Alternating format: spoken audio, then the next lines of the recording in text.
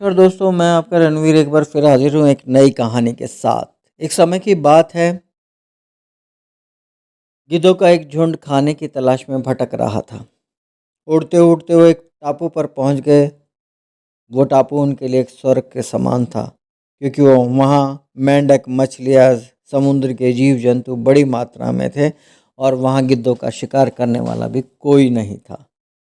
जो जवान गिद्ध थे वो कुछ ज़्यादा ही खुश थे। उनमें से एक बोला, मज़ा आ गया। अब तो मैं यहाँ से कहीं नहीं जाने वाला। यहाँ तो बिना किसी मेहनत के बैठे-बैठे खाने को मिल रहा है। बाकी गिद्धों ने भी उसकी हाँ में हाँ मिलाई और झूमने लगे। सबके दिन मौज-मस्ती से बीत रहे थे, लेकिन झुंड का एक बूढ़ा गिद्ध परेशान था। एक दिन वो उनसे बोला, भाइयों हम गिद्ध हैं।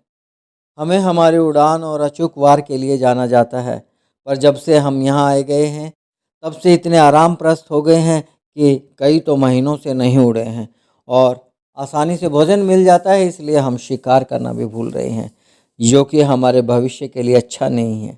इसलिए मैंने फैसला किया है कि मैं यहाँ से जंगल में वापस लौट जाऊँगा। अगर मेरे साथ कोई चलना चाहे तो कल चले। बूढ़े गिद्ध की बात सुनी तो सब उस पे हंसने लगे। किसी ने कहा पागल हो गया, किसी ने कहा सठिया गया है। तो बूढ़ा गिद्ध वापस ही अकेला चला गया। समय बीता। कुछ सालों बाद बूढ़े गिद्ध ने सोचा, ना जाने अब कितने दिन का मेहमान हूँ, चलो एक बार अपने साथियों से मिल लाऊं। लंबी यात्रा के बाद जब वो उस टापू पर पहुंचा तो वहाँ का दृश्य देखकर हैरान हो गया। अधिकतर गिद्ध मारे जा चुके थे, जो बचे थे वो बुरी तरह से घायल हैं। बूढ़े गिद्ध ने पूछा, ये कैसे हो गया? कराते हुए एक घायल गिद्ध बोला, माफ़ कर देना हमें, हमने आपकी बात पर ध्यान नहीं दिया, आपका मजाक उड़ाया। आपके कुछ जाने के कुछ महीने बाद एक बड़ा सा जहाज़ इस टापू पर आया और चीतों को छोड़कर यहाँ से चला गया। चीतों ने पहले तो हम पर हमला नहीं किया, पर जैसे ही चीतों को पता चला कि हम उड़ नहीं सकते हैं और ना ही अपने पंजों से शिकार कर सकते हैं, उन्होंने हमें खाना शुरू कर दिया। अब हमारी आबादी ख़त्म होने की कगार पर है। बस हम जैसे कुछ घायल ही जिंदा बचे हैं। बूढ़ा गिद्ध उन्हें देखकर अफसोस ही कर सकता था। वो वापस जंगल उड़ गया।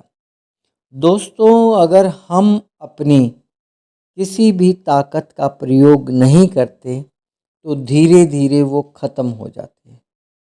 आज दुनिया तेज़ी से बदल रही है, इसलिए हमें भी खुद को बदलने के लिए तैयार रहना चाहिए। ऐसा मत करो।